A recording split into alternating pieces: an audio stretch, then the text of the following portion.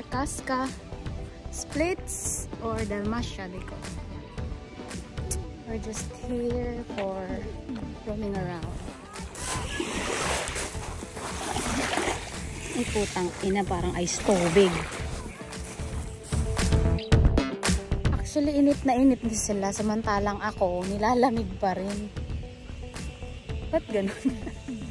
Parang ice tubig pa nga yung ano eh. Yung tubig, yung dagat nila dito. It's just like ice melted. You cannot swim like that.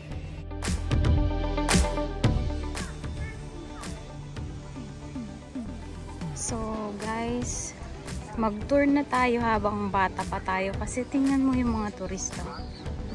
'Di ba kung kailan matanda na tsaka lang sila magtutour. Tapos guys, konting lakad lang pagod na sila. So dapat 'di ba habang bata mag-tour na.